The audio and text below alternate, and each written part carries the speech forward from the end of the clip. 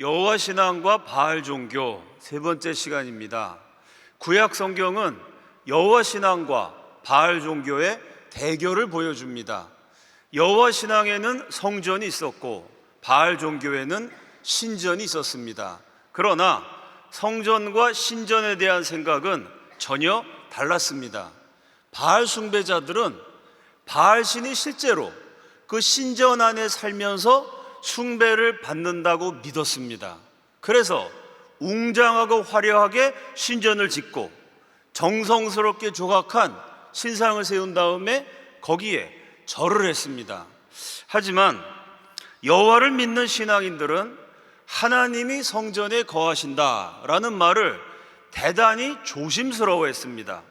성전을 처음 짓고 나서 솔로몬이 이렇게 기도합니다. 하나님이 참으로 땅에 거하시리이까 하늘과 하늘들의 하늘이라도 주를 용납하지 못하겠거든 하물며 내가 건축한 이 성전이오리이까. 지극히 높으신 하나님을 담을 만큼 넓고 크고 거룩한 땅은 없습니다. 제일 지혜롭고 최고로 영광스러웠던 솔로몬이 지었던 성전조차도 하나님 앞에서는 아무것도 아닙니다.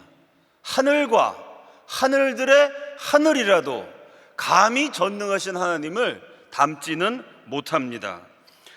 그래서 여호와 신앙은 특정한 건물이나 공간에 하나님이 제한되신다는 생각을 극도로 꺼려했습니다.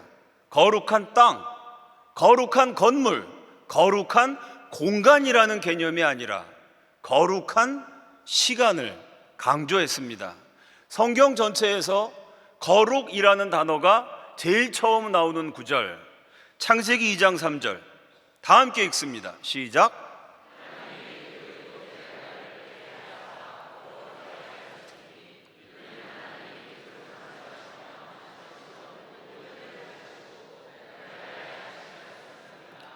성경이 처음으로 거룩이라고 말한 대상은 7번째 날입니다. 하나님이 6일 동안 천지를 창조하시고 7일째 안식하신 날입니다. 하나님이 이 날을 복되게 여기시고 거룩하다고 말씀하셨습니다. 안식일은 공간이 아니라 시간입니다. 그래서 바알 종교는 신전을 우상화하는 공간의 종교요, 여호와 신앙은 때와 날과 기회를 거룩하게 여기는 시간의 신앙입니다. 첫째로, 공간의 종교는 차별을 낳고 시간의 신앙은 평등을 추구합니다. 성스러운 땅이 있다면 당연히 성스럽지 못한 땅도 생겨납니다.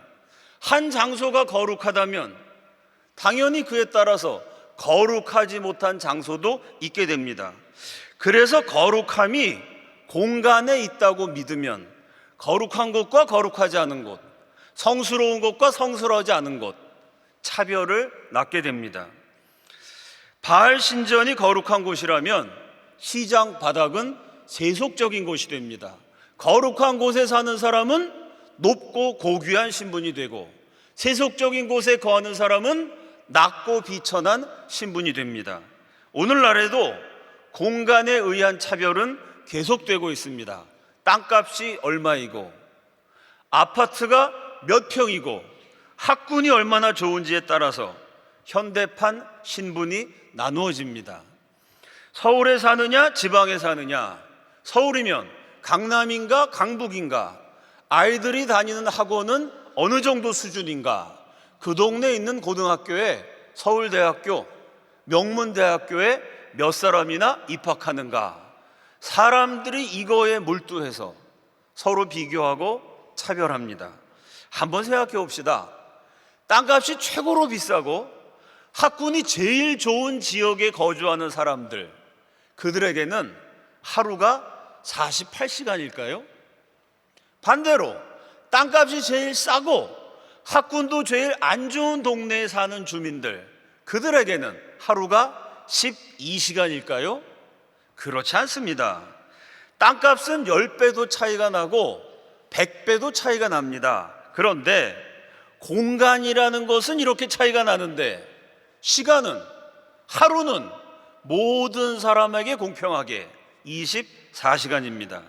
부자라고 늘어나지 않고 가난한 자라고 줄어들지 않습니다.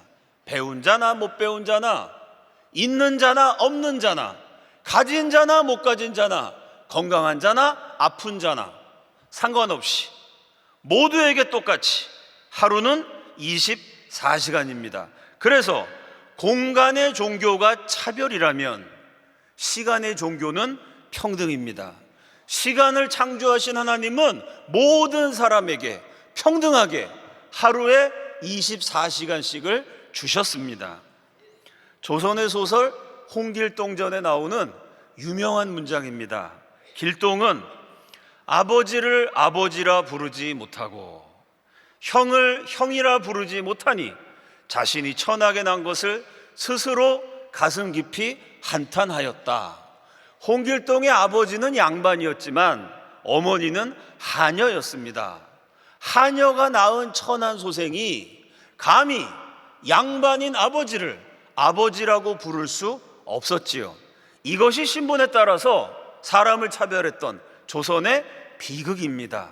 그런데 이런 비슷한 비극이 지금도 계속해서 일어납니다. 아버지를 아버지라 부르지 못하고 어머니를 어머니라고 하면 안 된답니다. 아들을 아들이라 부르지 못하고 딸을 딸이라고 부르면 불법이라고 합니다. 가난했던 조선에서 일어났던 일이 부유한 미국에서도 버젓이 일어납니다. 이런 못된 짓을 하는 운동을 워크라고 합니다. 워크는 깨어있다라는 뜻이죠. 무엇에 대해서 깨어있느냐 하면 동성애에 대해서 깨어있습니다. 남자가 여자가 되고 여자가 남자가 되는 트랜스젠더에 대해서 깨어있습니다. 워크 운동가들은 가정에 아버지와 어머니가 있다라고 말하면 그것이 차별이라고 비판합니다. 왜냐하면 남자하고 여자가 결혼해야 아버지 어머니가 되는 거죠. 그런데 남자와 남자가 결혼하면 아버지도 되는 거고 여자와 여자가 결혼하면 어머니도 되는데 왜 꼭 아버지 어머니여야 하냐? 잘못됐다는 얘기입니다. 그래서 요즘은 세계 많은 나라들에서요 아예 아빠 엄마라는 말 대신 부모 1, 부모 2, 무슨 은행에서 대기표 숫자 받는 것처럼 세상의 부모를 숫자로 표기합니다. 여러분 가운데 아들을 낳으신 어머니들, 그 아들을 딱 보면서 네가 남자냐 여자냐 질문하신 엄마들 계십니까? 딸을 낳으신 아빠들, 그 딸아이를 놓고 기도하면서 하나님, 우리 딸이 남자가 되어야 할까요? 여자가 되어야 할까요? 가르쳐 주시옵소서. 기도하신 분 계십니까? 남자를 낳았으니까 아들이 되는 거고 여자를 낳았으니까 딸이 되는 겁니다. 그게 당연한 얘기인데 학교에서는 정반대로 가르칩니다. 교사가 아이들에게요, 너는 남자도 될 수 있고 여자도 될 수 있고 하루에 몇 번씩 남자였다가 여자였다가 왔다 갔다 할 수도 있다라고 교육을 합니다. 유치원 때부터 집요하게 남자도 되고 여자도 되고 성별은 마음껏 바꿀 수 있는 것이고 동성애도 괜찮다. 지독하고 집요하게 세뇌를 시킵니다. 잘못된 교육을 받은 자녀들이 마음대로 성별을 바꿉니다. 씩씩하게 아들을 길렀는데 어느 날 갑자기 부모 앞에 딸이 되어서 나타납니다. 예쁘게 딸을 길렀는데 갑자기 결심을 하고 아들로 바뀌어져 버립니다. 세계적인 기업가이자 모험가인 일론 머스크가 실제로 이런 일을 겪었습니다. 그의 장남, 큰아들이 성전환 수술을 받고 여자가 됐습니다. 아들이 여자가 되면 이걸 아들이라고 불러야 됩니까? 딸이라고 불러야 됩니까? 이런 기막힌 일을 겪은 일론 머스크가 이렇게 고백했습니다. 이것은 믿을 수 없을 정도로 사악하며 워크 운동을 하는 사람들은 감옥에 가야 한다. 여기서 아멘을 하셔야 됩니다. 물론 감옥 보내라는 말이 좀 심하긴 하지만 뭐 그런 일을 겪은 부모라면 얼마든지 저렇게 생각할 것 같습니다. 정체성 위기를 겪은 청소년을 성전환시키는 것은 사회의 악이다. 내 아들은 워크 바이러스에 의해 살해되었다. 여러분, 이 말을 그대로 인용하면요, 동성애 운동가, 성혁명가들이 얼마나 막강한가. 세계 최고의 재벌, 거기다가 혁신가입니다. 자동차는 당연히 기름을 넣어야 다니는 건데 이 사람이 뭐라 그랬냐면 자동차도 휴대폰처럼 배터리를 충전해서 전기로 굴러다닐 수 있다. 이런 황당한 소리를 해갖고 전 세계가 웃었는데 진짜 전기차 시대가 왔습니다. 전기차뿐만 아니라 수많은 영역에서 시대를 앞서갔던 혁신가이자 세계 최고의 부자 일론 머스크의 아들이 성혁명가들에 의해서 살해당하는, 참 이런 세상을 저와 여러분이 살아가고 있습니다. 기가 막힌 일을 겪으면서 일론 머스크가 워크 운동과 싸우게 됐습니다. 그래서 결국은 이 워크 운동에 반대했던 공화당 트럼프 대통령 당선의 1등 공신이 되었습니다. 미국의 워크 운동이 한국의 차별금지법입니다. 차별금지법은 동성애와 트랜스젠더를 무조건 미워합니다. 동시에 동성애와 트랜스젠더에 반대하는 사람들, 특히 기독교인들을 무조건 차별이라고, 혐오주의자라고, 불법이라고 낙인 찍습니다.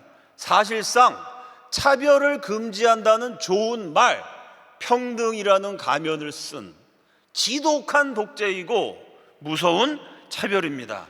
사랑하는 여러분, 하나님 말씀을 부인하고 동성애를 찬양하는 자들이 만들어가는 세상, 지독한 독재와 가정의 파괴와 인간성의 상실입니다. 진정한 평등은 오직 하나님의 말씀 안에서만 이루어지는 줄로 믿습니다. 성경을 열심히 읽고 배우고 말씀대로 실천하다 보면 하나님이 은혜를 주십니다. 그렇게 하나님의 은혜를 받아서 모든 사람들을 사랑하게 될 때 비로소 진정한 평등이 이루어집니다. 동성애 독재와 싸우는 우리 시대 성경의 투사들이 되시기를 예수 그리스도의 이름으로 축원합니다. 둘째로, 공간의 종교는 신앙과 일상을 분리하고 시간의 신앙은 신앙과 일상을 연결합니다. 공간이 거룩하다면 그 공간에 들어가서 하는 일도 거룩해집니다. 반대로 그 거룩한 일을 하는 거룩한 공간 밖에서 일어나는 일은 거룩하지 못하게 됩니다. 바알의 신전이 거룩하다면 그 신전에서 행해지는 종교생활, 기도하고 헌금하고 바알 신상에게 절하는 일은 거룩하다고 평가받게 됩니다. 하지만 그 신전 밖에서 하는 일, 일상생활, 직장생활, 가정생활, 인간관계는 종교생활이 아니니까 거룩하지 않은 영역이 되어버립니다. 그래서 바알 스타일은요, 주일을 거룩하게, 교회 생활을 신성하게, 그러나 일상생활은, 직장생활은, 가정생활은 아무렇게나 해도 됩니다. 공간이 아니라 시간이라는 관점에서 생각해 봅시다. 교회에서 예배드리고 기도하는 시간은 거룩하니까 하루가 36시간으로 늘어나고, 교회 밖에서 사람 만나고 일하는 시간은 거룩하지 않으니까 하루가 12시간으로 쪼그라들까요? 그렇지 않습니다. 교회 안에서나 밖에서나 하나님이 정하신 시간은 똑같이 하루 24시간입니다. 하나님이 주신 시간이 신성하다면 교회 안에서 보내는 시간도 신성하고 교회 밖에 있는 시간도 마찬가지로 신성합니다. 참된 신앙인은 교회 안에서 거룩하게 예배하고 찬양하고 기도하는 동시에 교회 밖에서도 역시 거룩하게 하루하루 하나님 앞에서 살아가야 합니다. 남왕국 유다가 바벨론의 공격을 받아서 위태로워졌습니다. 국가적인 위기를 맞이해서 백성들이 하나님의 성전으로 몰려들었습니다. 정성스럽게 제물을 바치고 마음을 다해서 예배를 드리면서 뜨겁게 기도했습니다. 열광적인 부흥회를 하면서 그들이 외쳤던 구호가 있어요. 헤칼 야훼, 헤칼 야훼, 헤칼 야훼. 우리가 주여 삼창하는 것처럼 이스라엘 백성들이 3번 반복해서 외쳤던 말, 우리말로 번역하면 이곳이 여호와의 성전이라, 여호와의 성전이라, 여호와의 성전이라 하고 외쳤습니다. 이처럼 바로 이곳이 신성한 공간이고 거룩한 성전이기 때문에 바벨론이 절대로 점령하지 못할 거라는 고백이자 외침입니다. 바로 그때 애국적이고 열광적인 부흥회를 하려고 이스라엘 백성들이 몰려들고 있을 때 그들을 막아섰던 한 사람의 예언자, 그가 바로 예레미야입니다. 그가 외쳤던 메시지, 예레미야 7장 4절입니다. 너희는 이것이 여호와의 성전이라, 여호와의 성전이라, 여호와의 성전이라 하는 거짓말을 믿지 말라. 이스라엘 백성들이 예배드리고 열광적인 구호를 외쳤던 장소는 성전이었습니다. 예레미야가 예배를 드리기 위해서, 애국 부흥에 참석하기 위해서 밀려드는 백성들을 막아서서 설교했던 장소도 성전이었습니다. 그래서 신학자들은 예레미야서 7장을 가리켜서 선지자 예레미야의 성전 설교라고 부릅니다. 성전에서 성전에 모여든 백성들에게 성전 설교를 했는데 그 내용은 성전이 아니라는 말입니다. 이곳이 성전이라는 거짓말을 믿지 말라. 분명히 성전인데 왜 선지자는 성전이 아니라고 말했을까요? 백성들의 삶이 성전스럽지 못하고 성스럽지 못했기 때문입니다. 성전에서는 거룩한데 성전 밖에 직장생활, 가정생활, 인간관계의 현장에서는요 거룩하지 못했습니다. 성전이 성전이 되기 위한 조건은 백성들의 삶, 성전 밖에서의 일상이 성스러워져야 합니다. 성전이 성전이 되기 위한 조건, 예레미야서 7장 5절과 6절 다 함께 읽습니다. 시작.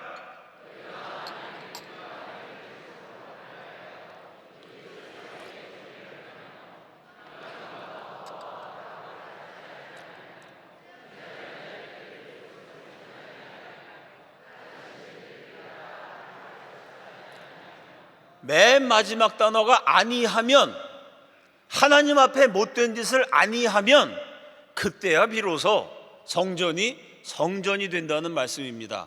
성전이 참으로 성전이기 위해서는요 정의를 행하고 사랑을 베풀어야 합니다. 걸어가는 길이 올바르고 정직해야 합니다. 살아가는 삶에 사랑이 깃들어야 합니다. 겉과 속을 최대한 일치시키고 사람들 앞에서 연기하듯이 거짓말, 거짓된 행실 버리고 가난하고 힘겨운 사람들에게 나누어 주어야 합니다. 하나님이 내게 주신 시간을 정의와 사랑으로 채울 때 우리가 머무는 공간이 비로소 성스러운 장소가 되고 축복의 자리가 될 수 있습니다. 예레미야서 7장 7절입니다. 내가 너희를 이곳에 살게 하리니 곧 너희 조상에게 영원 무궁토록 준 땅이니라. 하나님 앞에서 바르게 살 때, 정의를 실천하고 사랑을 베풀 때 하나님이 주신 약속의 땅에서 축복을 누리면서 영원히 살게 하신다고 약속하셨습니다. 사랑하는 여러분, 주일 성수를 하려면 먼저 평일부터 성수하셔야 합니다. 평일에 가정과 직장과 인간관계의 현장에서 하루 24시간을 거룩하게 지켜낼 때 주일에 드리는 예배가 비로소 참된 예배가 됩니다. 금난교회가 진정한 하나님의 성전이 되려면 교회 안에서만이 아니라 교회 밖에서도 정직하게 살고 사랑하면서 살아야 합니다. 주일에 교회에서만이 아니라 평일에 세상에서도 빛나는 금난의 성도들이 되시기를 우리 주님의 이름으로 축원합니다. 셋째로, 시간의 신앙은 시간을 구원하라고 명령합니다. 에베소서 5장 15절과 16절 다 함께 읽습니다. 시작.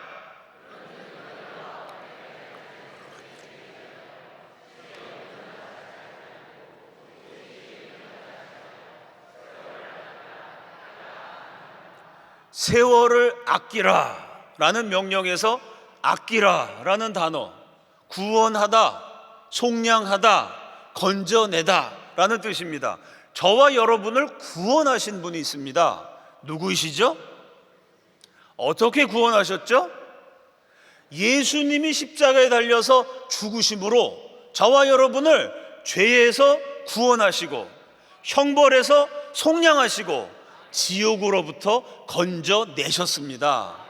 바로 그 단어, 예수님이 하신 일을 가리키는 단어, 저와 여러분의 구원의 복음을 설명하는 단어가 시간에 대해서도 사용됐습니다. 에베소서가 뭐라고 말하느냐 하면 예수님이 사람들을 구원한 것처럼 우리도 구원해야 된다는 겁니다. 무엇을 구원합니까? 하나님이 내게 주신 시간을 구원하고 속량하고 건져내라. 그 말이 세월을 아끼라 라는 문장의 의미입니다. 시간을 어떻게 구원하죠? 정신 차리지 않고 아무 생각 없이 세상 풍조에 따라서 하나님 깜빡 잊어버리고 그냥 살다 보면요, 우리의 시간이 죄에 휩쓸려 떠내려가 버리고 무의미에 빠져버리고 허무하고 허망하게 욕망에 사로잡힌 채 시간을 헛되이 낭비하게 됩니다. 그 무의미, 죄, 욕망, 하나님 없는 삶의 허망함, 하나님 말씀대로 살지 못하는 허무함으로부터 하나님이 내게 주신 시간을 끊임없이 건져 올리고 끊임없이 속량하고 끊임없이 구원하라는 말씀입니다. 예수님이 나를 죄에서 건져내시고 구원하신 것처럼 나에게 주신 시간을 죄와 욕망과 허무함과 무의미함에서 건져 올려서 구원하라는 명령입니다. 다 함께 따라합시다. 하루를 성실하게. 하나님이 내게 주신 이 하루 24시간을 게으르지 말고 요령 부리지 말고 잔머리 굴리지 말고 땀 흘리면서 성실하게 열심히 일해서 하루하루를 채워가야 합니다. 또 한번 따라합시다. 오늘을 충만하게. 하루하루, 시간, 순간순간을 충실하게 살아내야 하는데 그것이 결코 쉽지 않습니다. 우리는 너무나 쉽게 죄에 끌려가고 세상에 의해서 유혹당합니다. 하나님이 우리에게 주신 이 시간을 구원하려면 하나님이 도와주셔야 하고 오직 성령으로 충만해야 할 줄로 믿습니다. 마지막으로 따라하겠습니다. 인생을 아름답게. 성경에 하나님 보시기에 아름답다라는 표현이 있습니다. 참 기가 막힌 말씀입니다. 사람 보기에, 세상에 비추기에, 세상에 보이기에가 아니고 하나님 보시기에 아름다운 인생, 그것이 저와 여러분의 기준이고 목표입니다. 하루를 성실하게, 오늘을 성령 충만하게 살아갈 때 그 시간들이 차곡차곡 쌓여서 마침내 하나님 보시기에 아름다운 인생이 될 줄로 믿습니다. 국민 드라마라고 불린 전원일기는 무려 22년 동안 1088회나 방영되었습니다. 최장수 기록을 세운 이 전설적인 드라마에서 양촌리 김 회장, 최보람 씨의 아내 역할은 김혜자 배우가 맡았고, 일용 엄니 역할을 김수미 배우가 맡았습니다. 두 분이 참 뛰어난 연기를 펼쳤습니다. 이 김혜자 씨는 독실한 기독교인으로 굶주리는 아프리카의 아이들을 위해서 오랫동안 헌신했습니다. 전도 왕으로도 유명하고 감동적인 사연을 많이 남기신 분입니다. 그 중에 하나, 전원일기에서 같이 연기했던 김수미 씨의 남편이 사업을 하다가 쫄딱 망해서 그만 김수미 씨가, 그 가족이 빚더미에 앉게 됐습니다. 이 사실을 알게 된 김혜자 씨가 조용히 찾아가서 저금 통장을 건넸답니다. 그러면서 얘기를 했어요. 이거 내 전재산이야. 와, 내 전재산이던 통장을 세상에 아무리 어려운 사람 돕는다 그래도, 아니 전재산을 나눠줄 수 있겠습니까? 믿기지 않는 얘기죠. 나는 돈 쓸 일이 없어. 다음 달에 아프리카 가려고 했는데 가만 보니 아프리카가 여기 있네. 이 돈 다 찾아서 해결해. 그리고 갚을 생각하지 마. 참 전 재산을 나누는 기가 막힌 사랑을 베풀면서 동시에 열심히 전도했어요. 이 신앙이라는 게 참 묘해가지고요. 이 정도 되면 덥석 하나님 믿을 것 같은데 이게 또 전도가 그렇게 쉬운 게 아닙니다. 김수미 씨가 김혜자 씨에게 평생 감사했는데 그때 전도할 때는 하나님을 안 믿었다는 거예요. 한참 시간이 흐른 다음에 2016년에야 비로소 이 김수미 배우가 하나님을 알게 됐고 신앙을 갖게 됐고 2022년에 이렇게 간증했습니다. 제가 인맥도 많고 국민 배우로 불리고 돈, 인기, 명예도 있다 보니 사람들은 저를 보고 야, 김수미 씨는 얼마나 좋을까 이렇게 생각합니다. 하지만 사람 사는 건 다 똑같습니다. 20년 전에 김혜자 언니가 하나님이 수미를 크게 쓰실 거야 나한테 얘기했을 때, 그때 하나님을 알았으면 좋았을 텐데 지금이라도 하나님을 알아서 다행입니다. 제가 신앙생활을 한 시간은 너무나 짧습니다. 이 간증의 제목은 진작에 알았더라면 입니다. 많은 사람의 사랑을 받았던 최정상급 배우, 그러나 김수미 씨는 우울증, 공황장애, 알코올 중독에 가까운 음주로 오랫동안 고생했습니다. 아무리 노력해도 그 어려움을 극복하지 못하다가 마침내 하나님을 믿고 마음의 평안을 느끼고 나서 그 모든 어려움을 극복했다고 간증했습니다. 그녀가 얼마 전에 세상을 떠났습니다. 우리 시대의 명배우를 기억하는 특집 방송을 여러 방송사 유튜버들이 앞을 다투어 내보냈습니다. 그 중에 인상적인 제목, 김수미 배우가 살아생전에 실제로 했던 말을 뽑았던 작품들이 있었습니다. 김수미 추모 특집, 한순간도 허투루 살면 안 돼. 배우 김수미가 떠나기 전에 한 마지막 충고, 하나님을 알고 나니 제가 변했습니다. 시간을 버리지 마세요. 사랑하는 여러분, 어제 세상을 떠난 누군가가 그토록 간절하게 기다리고 또 기다렸던 내일이 바로 저와 여러분이 살고 있는 오늘입니다. 하나님은 오늘이라는 은혜를 우리에게 주셨습니다. 하나님이 주신 오늘이라는 은혜, 하나님이 선물하신 이 귀중한 시간의 여백을 성실하게, 성령 충만하게, 아름답게 채워가서 하나님 보시기에 아름다운 사람이 되시는 금난의 성도들이 되시기를 예수 그리스도의 이름으로 축원합니다. 다 함께 기도하겠습니다. 첫째로 하나님이 주신 시간을 하나님이 기뻐하시는 삶으로 가득 채우게 하여 주시옵소서. 오늘 주일 성수를 했으니 내일부터 평일 성수를 하게 하여 주시옵소서. 둘째로 개인과 가정의 기도 제목을 위하여 주여 한번 외치시고 다 함께 통성으로 기도하시겠습니다. 주여.